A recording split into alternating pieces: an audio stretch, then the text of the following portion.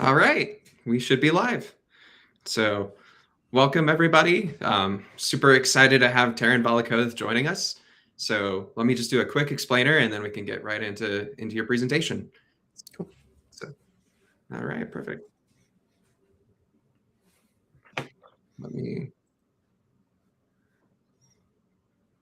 just got some cross chat. I'm gonna mute that. So. I should not have had that open in a second window. So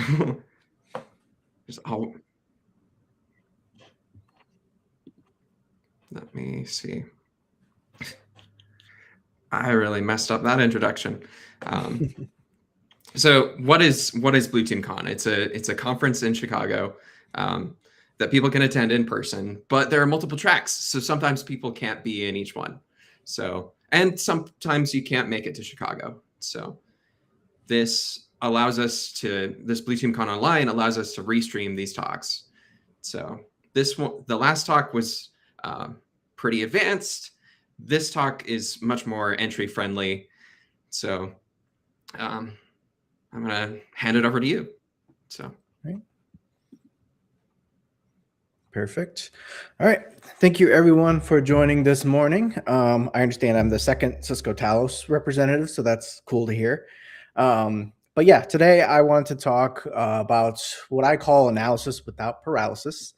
The idea of how do you perform investigations without getting overwhelmed and scared, because some of them can be quite intensive. But you might be asking yourself why you're listening to me in the first place. My name is Terryn Valikodath. I am a senior incident response consultant with Cisco Talos Incident Response.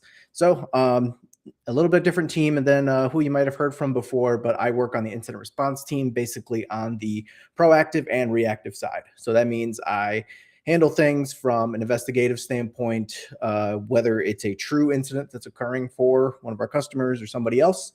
But I also do stuff like handling incident response plans, tabletop exercises, threat hunting, whole slew of things. So I get to see things from both angles, which is a unique position. I also write a blog. I write a ton of stuff about incident response and a lot of soft skills, I'll call it. I also do DFIR every single day. If you've seen me before, hopefully it's at a conference and not because I was on an engagement with you, because that probably wasn't a very good time. In terms of where I got into this field, originally I started as a forensic science and criminology major, so more traditional forensic science.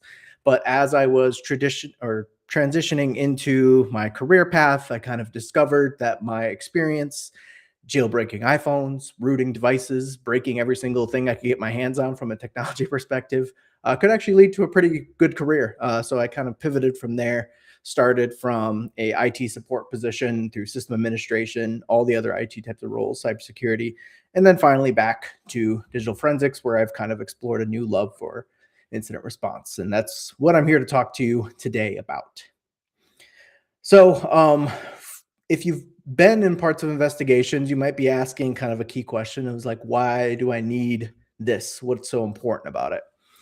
And this is kind of the main thing. As we go through our careers, we're never really taught how to investigate, yet it's probably the most key part of our job functions when it comes to cybersecurity and even IT in general. If you go through coursework right now, if you're in school, I doubt you have an investigation theory type of course. So it's one of those things that I would make sure that you want to get some experience in. It's one of those things that I found my niche of experience would be pretty helpful in explaining. So that's what I'm here to do. As far as why it's so helpful, the concept of jumping in is one of those things we hear about a lot, and it's kind of scary. I am not a huge fan of it because it usually leads to a lot of burnout and mistakes. It also helps kind of set expectations. I'm sure everyone has had their boss over their shoulder asking them, how long is this going to take? Are you almost done? And they really just want to know what's kind of going on in your brain. And having kind of a structure to your investigation, a method that you can follow, clear, here's what I'm going to do next, really helps with those conversations as well. So you don't just say, I don't know, we'll see.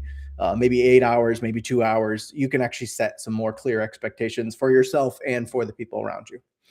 And then the last thing, of course, we are not taught how to investigate. We are often taught how to analyze. In my opinion, analyze is you look at Windows event logs, Windows artifacts, your security consoles, and you know how to interpret what's on the screen into what that actually means. Investigation is a little bit different. That's how do you kind of organize all that analysis into a structured method that's going to lead you to clear answers and finish objectives that were set from the very beginning. And you'll see that theme kind of come up over and over again.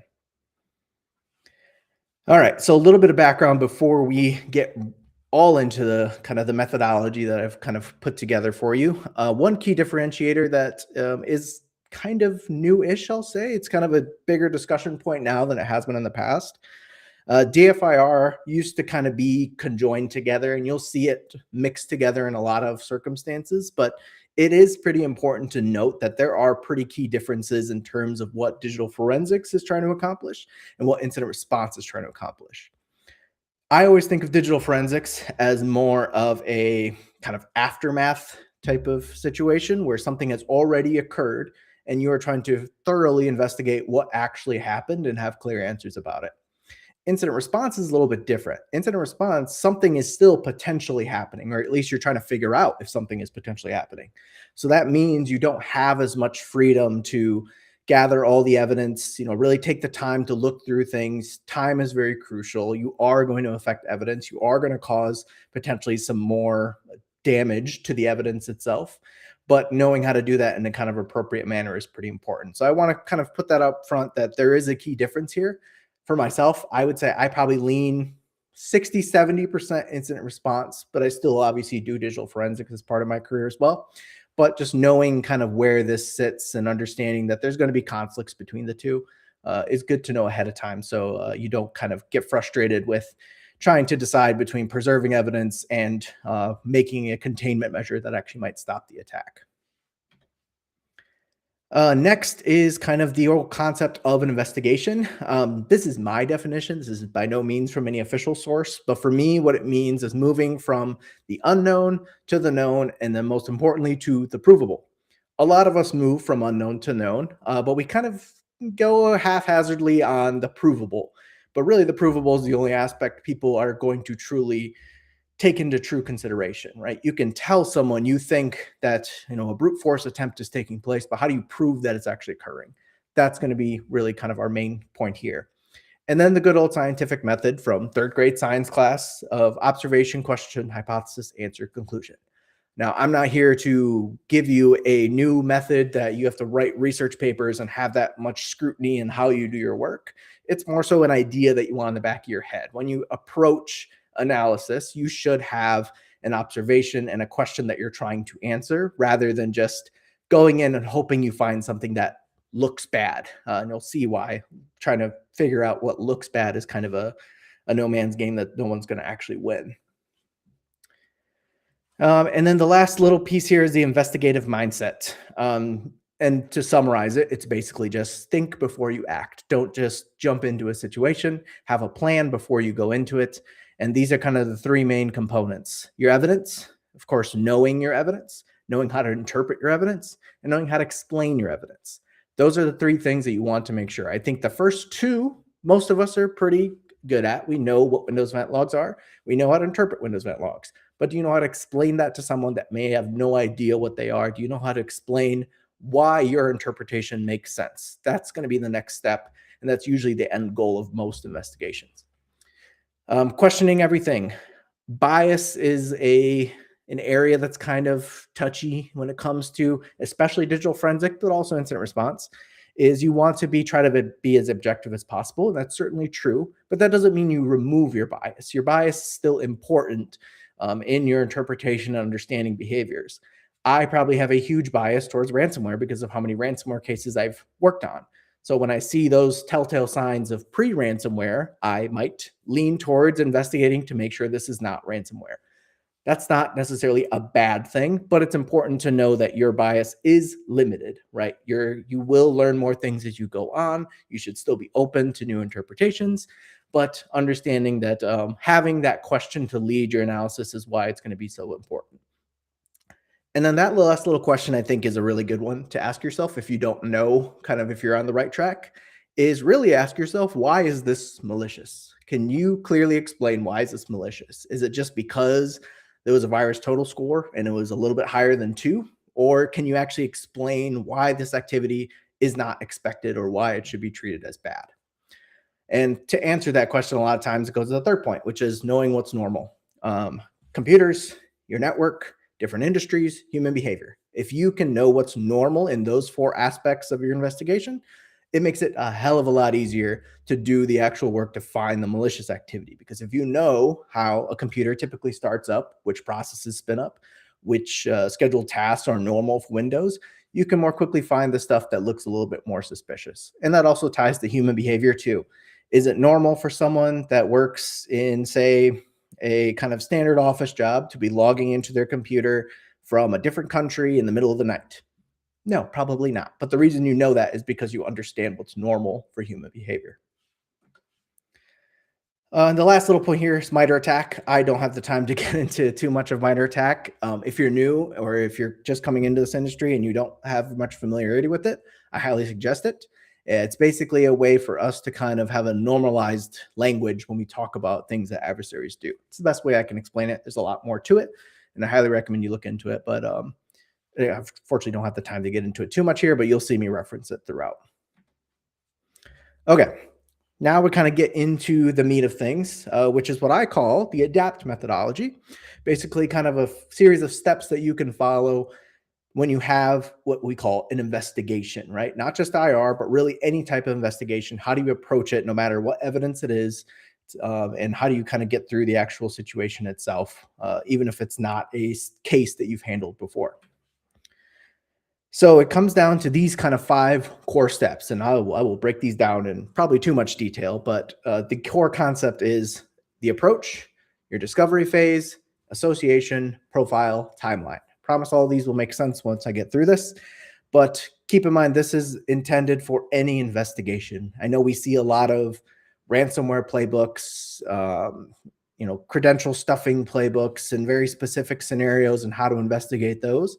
But a lot of times you don't even know what's going on yet when you approach investigation. So that's kind of why I wanted to kind of take that step back and how do you apply any type of framework to an investigation, even if you have really no idea what's going on yet, or even if you do. So we'll start with A, which is approach. Approach is basically your plan. Just like I said before, jumping in is going to lead to a lot of breaks in decision-making. It's going to lead to a lot of mistakes. So your approach is really just setting up your initial, what are you going to do? Who is going to work on what? And the very first thing you need to do that I see missed all the time is set an objective. It sounds very, very simple. And most people think they kind of know, like, yeah, we want to figure out what happened. We want to know what this malware is. But you have to keep in mind all the other aspects, especially when you're working for an organization. For example, their key objective is probably something along the lines of bringing services back up online.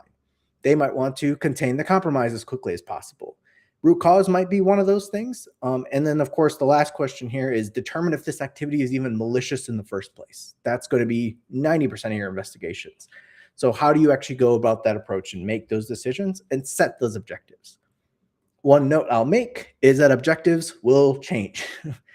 It's probably the most struggling part of an investigation is that you may start with one objective, but then halfway through it completely flips, right? You might start with, is this activity malicious? You start to discover it is, and then you realize it might be associated with ransomware. So that changes your objectives. And now I need to contain my backups. Now I need to contain this device as quickly as possible. So keep that in mind that you want to start with objective. It will change, but still, if you have that starting point, it'll make your job much easier. And this is one of those points, if you are in a more management type of position, a lot of people are going to look to you to make that objective. And it's tough to make. And just keep in mind, it can change, but start with something that you want people to accomplish. Otherwise, people are going to go in all kinds of different directions and not kind of meet back in the middle. And those last little points there is basically the framework you're going to have. You're going to ask a question, is this device compromised? You're going to try to figure out what evidence you need to find the answer to that question and then present that answer. It's the general flow you're going to want to go through over and over again. It sounds very simple, but you kind of get lost when you're in the middle of an investigation and forget to kind of take this approach of really, why are you doing it this way? Another key step here is documentation. One of the biggest things I will tell you is to use templates, because nothing is worse than saying you're going into a console, you see a bunch of bad activity, you need to take some notes, and you open up a page and it's just a blank page with the little cursor blinking right at you. That's not necessarily the most calming thing, because you don't even know where to start. So using a template can help a lot. I'll share my link at the very end of this. I have a lot of templates I've kind of set up, as you can see on the left side, on the right side. Very simple, nothing too complicated, just a place where you can put your notes. That's really my objective here. And that's really all you need with the template, is a clear spot of where do I start taking notes, and maybe some ideas of what I should start putting down. So I'll share those links at the end, but I do have some templates. Please go use them. They're freely available. I don't care how you manipulate them. They're just there in GitHub. And then having kind of a note-taking method ahead of time, right? Are you taking your notes in Word? Are you using SharePoint? Are you using a Google Drive? Whatever it is that you're using, make sure that that is set up ahead of time before the incident actually occurs, so that you can just quickly go start taking those notes right away. Because a lot of people get kind of jumbled up and surprised by an incident. So they're not really aware of where they need to take notes, how they need to take notes, what they should be doing. Just have that really readily available. And then, of course, making sure that only the people that need to can access it, because that's also an unfortunate situation of using things like SharePoint or Google Drive. If you are more in kind of a newer position where maybe you don't feel like you have the technical expertise to perform the type of like forensic analysis or something similar to that, being a scribe is a really great way to learn. If you are in an internship position, if you are a junior to the team, or you're just not comfortable with certain aspects of the investigation, or you might just not even be in a technical role, it's nothing wrong with that. Being a scribe is a great way to kind of contribute, because you can kind of be that talking board for them. And I'll talk about kind of how to take notes and things like that. But it's a really great way to kind of learn about what is going on, why these things are important, why are they looking at this console, and kind of expand your own experience as you go through it. It also helps as an investigator having someone else kind of by your side taking notes as you go. So it's not just a dual task you're doing at the same time. Certainly possible, and I know a lot of people do it, but it's always something helpful if that's an option. All right, so now we're trying to figure out where to look. Keep this in mind. We are still in the first phase. We have not even touched a console yet. We haven't touched any evidence. We're not looking into a single thing yet. We're still putting our plan together. So when we go start to look, it'll be much, much simpler. But one of those key questions is going to be knowing where to look. And knowing where to look really comes with experience. And of course, the courses you might take, your educational background, but a lot of it is going to be experience. So for incident response, usually I put it in these kind of 5 categories of types of evidence you can look for. You have logs, of course, which is going to be the key aspect for a lot of incident response engagement. Windows event logs, Linux logs, certain applications have their own logs, whatever kind of one logs you can get. And, there's a whole aspect of how to keep those logs, but can't get into that too much today. But logs are going to be a huge aspect for you. Second is security tools. So this is probably where most of us have our experience. You're looking through your various security consoles for all the tools that are in your environment. Your Microsoft consoles. You might have your own EDR system that you're looking at and looking through that console, and then trying to interpret the evidence from there and then taking those notes. Then we have intelligence. And I kept this intentionally as just intelligence instead of threat intelligence, because threat intelligence is a huge aspect of it. And that's going to be probably your primary source. But intelligence also kind of goes beyond just the threat intelligence landscape. If you see there's certain types of activity taking place, say an application server is reaching out to a strange IP address. If you look up that IP address in threat intelligence sources, maybe it's not listed as malicious. But if I go back and look at my ServiceNow tickets and look for that IP, oh, there's a ticket from years ago when this is deployed. This is an IP address associated with some application that we didn't really know about that this server uses. It's not malicious. It's just something we just didn't document. Those are the types of details you're going to want to know. There's going to be a lot of figuring out what things are, even if they aren't obviously malicious, because you're kind of there to make sure, is this malicious or not, is almost the key question you're brought in to answer. Then we have forensic analysis, which is the more kind of traditional forensic digital forensics when it comes to dead box forensics, taking a device offline, taking a copy of that device bit for bit and then analyzing it separately. The next kind of, I will say evolution, but kind of change that we've seen, especially around incident response, is triage tools. And triage tools are basically tools that are run on a live system. So they are going to impact it, keeping that in mind. Kind of, I was talking about the differences between the two before. But what it does is it extracts the specific forensic artifacts that are important that you would typically look at in forensic analysis and extracts them live and maybe perform some parsing or something else similar to that so that you can get those details a lot faster. So triage is typically much quicker. You get the details right away. It can still be pretty deep in analysis, but it's often a way that's kind of preferred for those live response situations where you know that preserving the evidence may not be your main goal. But keep in mind, forensic analysis and triage does not mean you choose one or the other. You can certainly do both. You could take a full image and then run triage against it. You can run triage against something and then realize that you don't have all the information you need. So you go pull a forensic image. They're not necessarily meant to be things that are competing. It's just different ways to approach it depending on what your priorities are. And the key things you're going to want to ask yourself as you're going through this is prioritizing evidence. And that, again, comes with experience. From my experience, I know that if I want to look in login activity for a Windows device, I really like Windows event logs because there's event IDs I know can give me those details right away. So I'm not going to prioritize necessarily doing a full forensic image if my question I want to answer is which users logged into this device. There's different areas I can go get that answer to. And that's kind of why I keep saying that cycle of asking the right question and then getting the right type of evidence to answer the question instead of just having a very set, rigid method that you do every single time, because it's not always going to be the same in terms of what answers you want. And then, of course, considering the acquisition cost too, right? A forensic image can take several hours. So you might choose to do triage. You might choose to pull specific logs, even though it may affect things on the live system. And then, of course, not all sources are equal. It depends on the case that you're working on. It depends on the question you are trying to answer. And as you kind of go through this more and more, you'll get better and better at asking these questions. So now we are at a step where we are finally acquiring evidence. And you can see that kind of intentional delay before jumping in, because I'm sure you may have been in similar situations. And maybe your boss or someone tells you, go look at the firewall logs and tell me when you find something. That kind of situation leads to a lot of burnout. It leads to a lot of misses because we just don't really know what we're looking for. But if you say, we need to answer the question of, did anything from the external network get into our network? Where can we go find that information? Oh, the firewall logs. Okay, cool. Now we can go look at those logs and we have a clear question we're trying to answer. So there's like an end point of when we're done with this and we can move on to the next thing.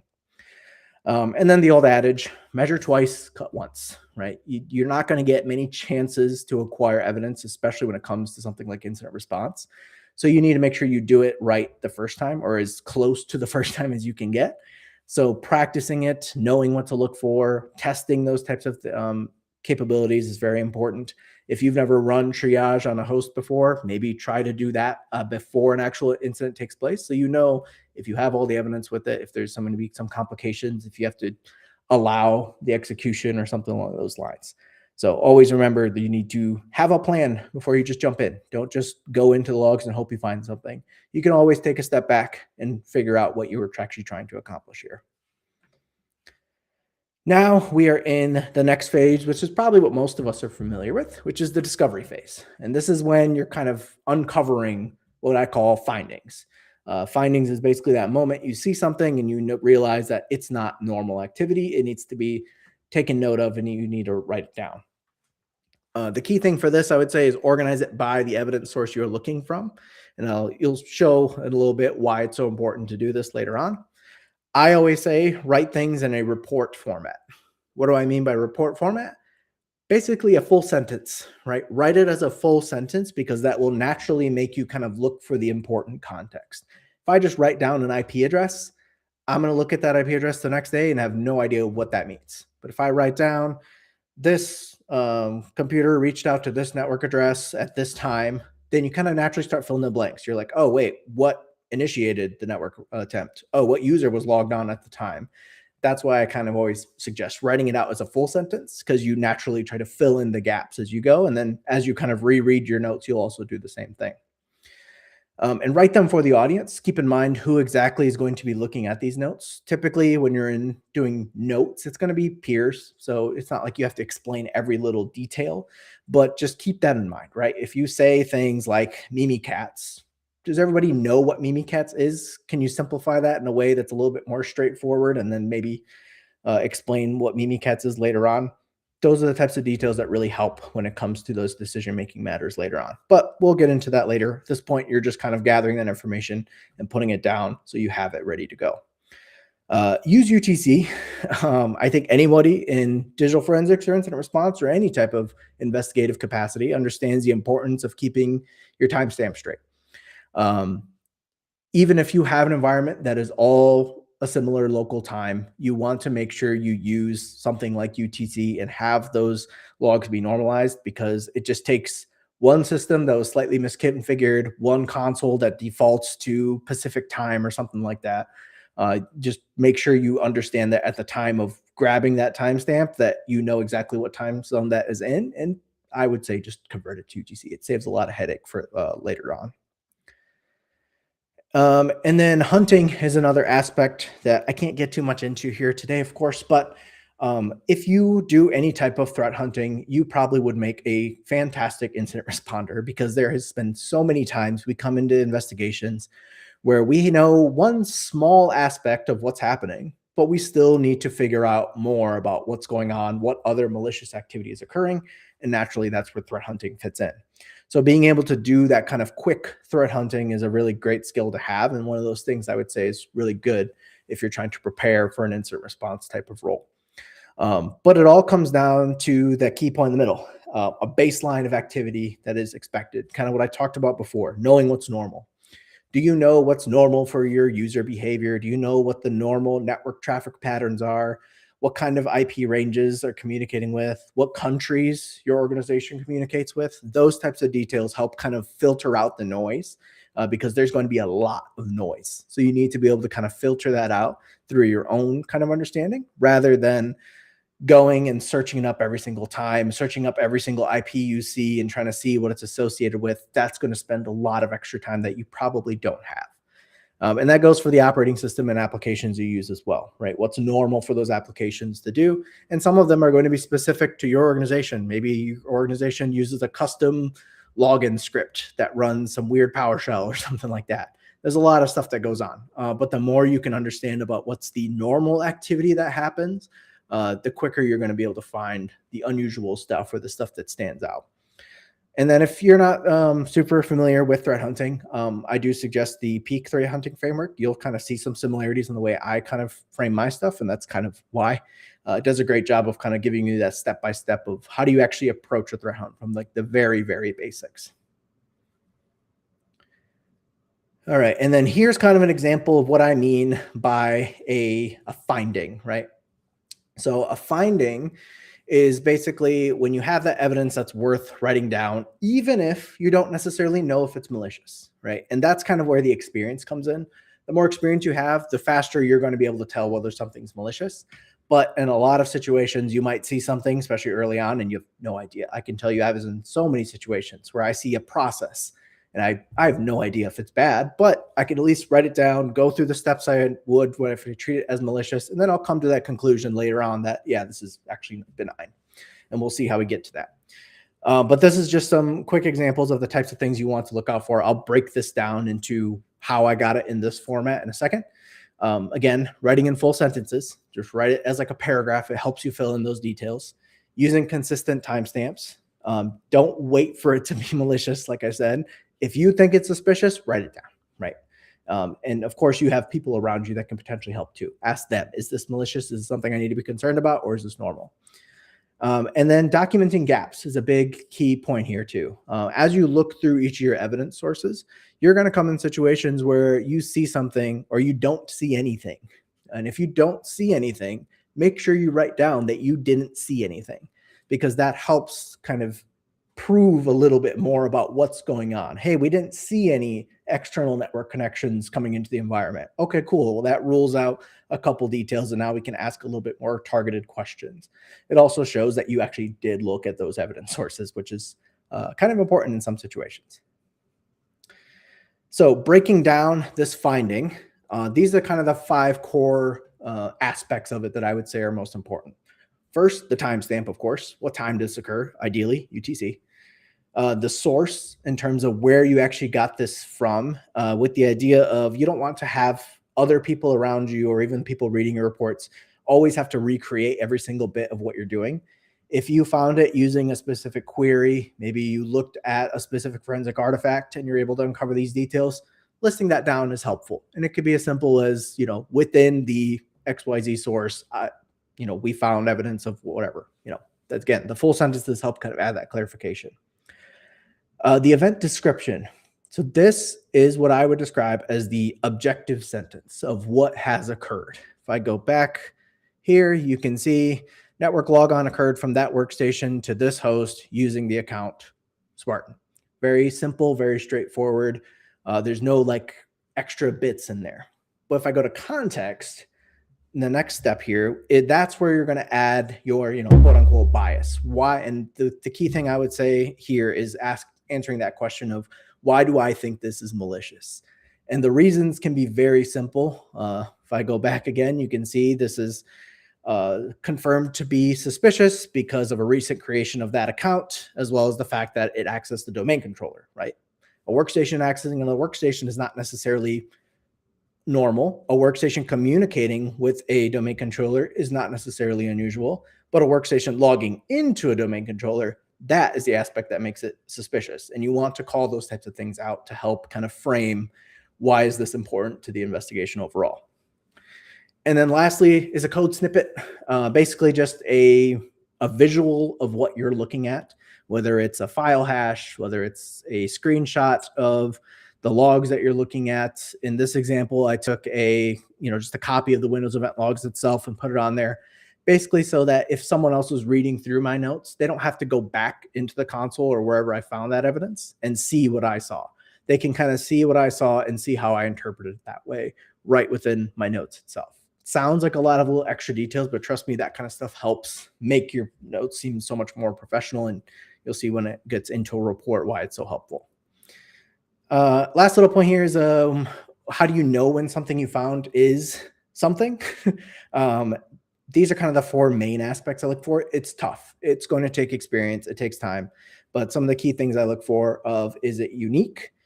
What's the surrounding events? What was the parent process? What occurred right before it? Of course, any extra research you can do about it, around its reputation, around, whether that file hash has been seen in other types of attacks, and then asking your friends, right? Ask people around you and see what do they think? Do they have any opinion on it? Do they know about a similar, false positive they saw regarding it in the past? But again, if you can't answer any of that, just treat it as suspicious for now. We'll get through the steps and decide where it sits in our investigation later on. Okay, so now we're at the association step. So first we did discovery, and discovery is by far the longest, right? You're just uncovering all these details, documenting it. That's where you're going to spend a lot of your time.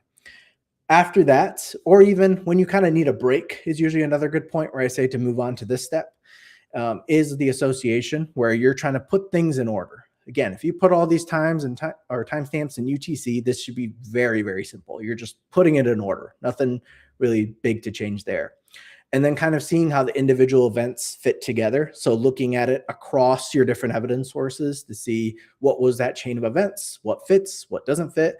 Maybe now we look at that suspicious process we saw before that we weren't sure about, and we see, oh, it was actually 2 days before any of this incident activity. So I'm putting this a little bit lesser on the priority. I don't think this is as malicious now, because it's going to give you more context now. And that's kind of the point of this, is to put all the context together and see how do things fit. We see that they logged in, and then we see they exfiltrated files. What did they do in that time in between? Okay, now let's do a more targeted search around that specific time frame to see what they did in between. It'll help you kind of add more and more questions to what you want to answer as you go through it. And this is also a good point to kind of capture some of those indicators. And I'll talk about indicators when we get to profile, but Things like the IP addresses, file hashes, account names that are being used, things that you can kind of put into a list later on. This is a kind of a good point to kind of get all that documented down as well. Let's see.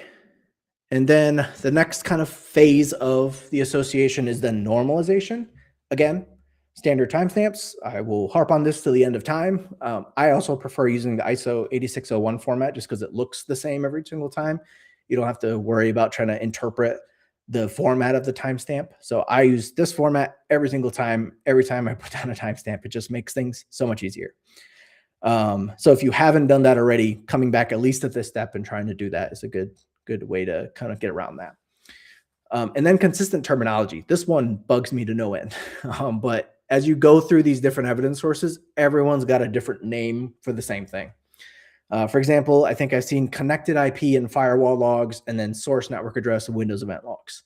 Just use source IP or whatever you're kind of agreed upon, normalize the name is, because that kind of stuff presents a lot of confusion. It makes things difficult if you're looking back through notes and trying to find, oh, I need to find all the source IPs. Oh, I didn't look up connected IP, so I missed this one. Those types of little details will come up and bite you later. So just take the time, go through them, make sure everything's kind of using the same terminology. And this is where things like MITRE can help too, to help describe activity a little bit more cleanly without everyone having their own interpretation that's the same thing but described wildly different. This is also a good step that I like to take is when you're kind of reading back through your notes at this point, kind of read it and write it in the framework of someone that doesn't know what you do. And that will also help you kind of fill in gaps.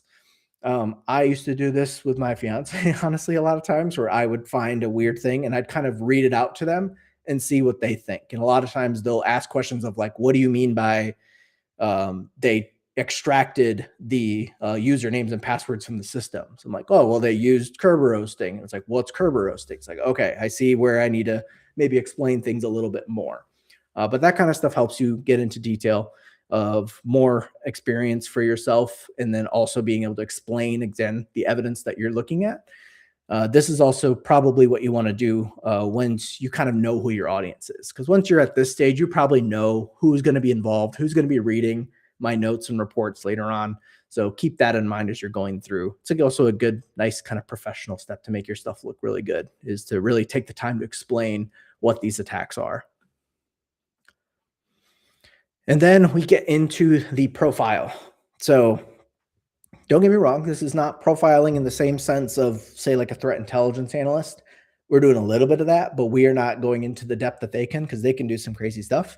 But our main question to answer here is, have we or someone else seen this behavior before, right? Have somebody else seen this set of steps, these IP addresses, these set of TTPs from MITRE ATT&CK, of course, before, that would lead us to believe that this is similar to something else that's occurred? And then we can take what they found and compare notes to see if there's something else we might be missing or we can look for in more detail. Again, this is not meant to be an exhaustive or comprehensive step. If you have a threat intelligence team, fantastic, utilize them. They will certainly love having this context and gladly kind of give you that extra bit of information of things to look out for. But it's also just a good way to kind of see if there's anything else that's missing. Is there something else that's very key we didn't realize? This is where you're going to do a lot of that kind of passive threat research about the IP addresses you've seen. Maybe they created a username that has a really strange name. Has that name showed up in something else before? It just gives a little bit more context and more ideas, just to make sure that before you finish things out for your investigation, that you did do some extra due diligence. This is also a really great point to extract those indicators I talked about. I put them into these kind of 4 areas. There's network, which is DNS, IP addresses, domain names, things like that. File, which is your file hashes, even file names, file paths that are being used. Identity, I use identity now instead of account names, because identity can mean a lot of things. It's account names, but it could also be things like session cookies. It could be tokens that are being used. It could be private keys that you've seen being used.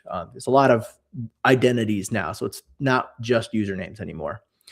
And then behavioral, right? Is this kind of set of patterns that you're seeing, seeing brute force attempts. We're seeing lateral movement using a specific tool. Those types of things are good to note down. And those are the kind of things you're going to want to look into from kind of an intelligence and profiling standpoint. And yeah, you can see it's kind of points I talked about before, but if you have a threat intelligence team or even just someone who really likes threat intelligence, this is kind of their opportunity to shine. Let them run. You'll be surprised how much great stuff that threat intelligence can pull very quickly if you just give them a couple file paths or something like that. All right. Now, oh yes, and then this is kind of an example, again, using the templates I talked about. There's a template for this as well of how to kind of document this and have it all kind of ready to go so that it's easy to look through, and then you can just share it with those threat intel teams and they can look at it, pull the information for you, and kind of come back to you with what it is. But it also helps summarize things at the end of reports. You often see a lot kind of summarizing indicators at the very end. This is also pretty good practice to do even with your own reports. All right, and now we're kind of at the last step, but I will say that, this doesn't necessarily have to be one by one by one. I will often go into the discovery phase, and then kind of towards the end of the day or when I need a break, I might start doing the association profile timeline and then come back to the discovery phase again, because you might uncover more things that you want to look into. So this isn't a straight line diagram. You'll see a more complex flow chart in a second, but just keep that in mind. This can be done, just a couple hours in, and you decide to kind of do a little bit more research rather than the investigation aspect.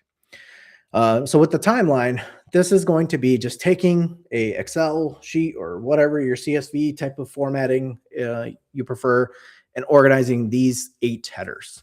And you'll see all this information should look pretty standard. We probably covered a lot of it already, and that's by design, because you want to put your timestamp, the origin in terms of where this attack or where this event initiated from. In the case of that logon, it initiated from a certain workstation, and then the target was a domain controller. So the origin and the target, the user that was involved, and that probably should be identity it's involved because it's not always a user account. The evidence source, where did you actually get this information from? The event type, in terms like a 3-word description of what this is. Brute force attempt, lateral movement, suspicious sign-in attempt, something along those lines. And then your description, which is probably just taking a little blurb from your notes already and just copying that in there just for extra context. And then if you want to take it the extra step, you can also include what MITRE attack technique or even tactic this might be associated with, just to have some extra flavor around it. And once you kind of put all that together, you should have something kind of like this. This is a very, very simple example, but you can see I took like a couple paragraphs of information. You have a nice timeline that's much easier to look through, and you kind of treat this as like your database of what is occurring in the incident. Because now I can sort things by time. I can see, is there gaps in time where things occurred? Is there a specific system that has a lot of activity that's being targeted? Is there a specific system that seems to be the origin for a lot of attacks? Is there a username that's used the most? It just kind of builds that whole thing for you. And it also just makes it much easier to look through, because it's just a simple, here's step 1, step 2, step 3, step 4. And then now we're going to fill in the blanks as we go. Thing I forgot to mention on this. Another thing I will say for the timeline is don't just include the malicious actions.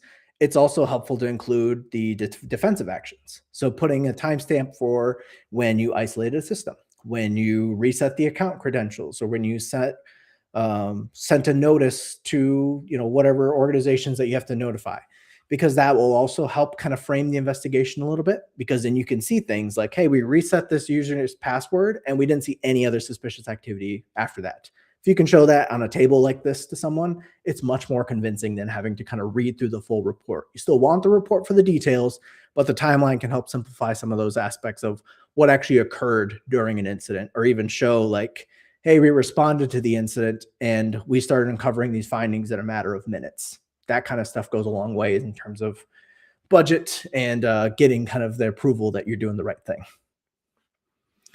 All right, so now summarizing it all up, now hopefully these letters make a little bit more sense. Again, approach being your plan, discovery being the analysis phase, association being how to put all the pieces together, profile, seeing if that matches up with any other previous activity, and then finally putting together a nice timeline of all the events you've seen so far. So this is the full flow chart, I'll say. If you want more details about this, you can look at my blog, and I'll share that in a second too, where I go through each one of these steps and describe it in kind of more context. But you can see it loops around, it goes around. It's not a straightforward line. And this is really, if you want to get into all those little nitty gritty details, it's available. It's there. And if you have questions, of course, you can always ask me. But why do you want to do this, right? I'm describing all this kind of stuff. You want something out of it. I'm not just describing something just because it's good. You want to actually receive something for doing it. The first one's probably the biggest thing. Is the key aspect I was trying to target was how to make reporting easier. And what I learned was if you have clear steps that you're taking during investigation, your final report is your notes. Your notes is 80% of a report. You're just going to make a few tweaks. You might change some wording, but for the most part, everything you've already done is there. Now it's just kind of putting it all together. Second point, a document you can actually speak to, because the people are going to start asking you about what actually happened in this incident. Not at the time that you're doing your investigation. It's probably a little bit later. It might be a couple days later. It might be a couple hours later. It might be a month later. So having this all documented and clear, now you can just kind of read through your steps. You're reading what you found objectively, but you also have the context of why you thought this was malicious at the time. It's not something you are relying on your memory to kind of bring back up, or say you didn't write any notes or any reporting, coming back after the incident closes 2 weeks later and then trying to figure out, how do I write this report? Because that's completely overwhelming. Second point, you get a nice timeline. The timeline doesn't really work unless you do a lot of the steps ahead of time. You can obviously tweak a little bit and start working on the timeline earlier, but it's kind of meant to be this easy to digest chain of events, right? You share that timeline in front of people that aren't very technical. They can still understand the sequence of events. You can take that timeline and turn it into a nice flow chart. You can turn it into whatever you want. It's like I said, it's kind of your database of incident information. Now you can choose how to present it however you want to. It also looks great in a final report. Throw that in the appendix or something. It's a nice little addition. It's a nice way to kind of get people to see what actually occurred, and you can simplify it or make it more complicated as much as you want. And then the last point here is really the list of your accomplishments. And that was kind of my next key, is like, how do you show the people that don't work on the incident right next to you that you are doing great work? And this is kind of my best way. And the reason I keep saying this is because when you look at reports that people publish online, DFIR report, for example, they do really great reports they put online. A lot of vendors obviously put reports, but when you read a good report, you can kind of pick up on the fact that this person knows what they're talking about. And that's something everyone here can replicate. It's just a matter of time and effort, and then a little bit of experience, obviously, as time goes on. But if you can show that I made this great report, it kind of gives you that natural rapport that, okay, yeah, they do know what they're talking about. They clearly listed all the evidence sources that they looked through. They have this wonderful timeline that you can't just generate all of a sudden. It's like someone had to go and make that themselves. And that's kind of the main point of this. It's also a good way to kind of drive the change, those fights that you've been having about, we need a SIM, we need to update our EDR, we need to patch all these things. This is a great way to kind of explain that. And you can kind of tailor in those pieces to see, like, hey, if we applied that patch, this vulnerability wouldn't have happened, and these events wouldn't have happened in a matter of 2 hours. So that kind of stuff helps you kind of finish up and show what's so important and what's kind of helpful there. So hopefully that made sense. I know it's a lot of babbling. I do want to claim that I did not create any of this on my own. This is the work of many other people and myself putting all this together.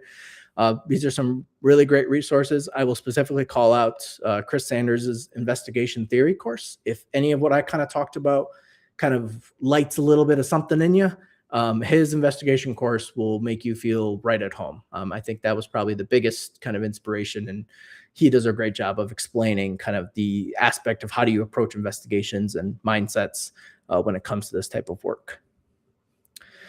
So yes, thank you again.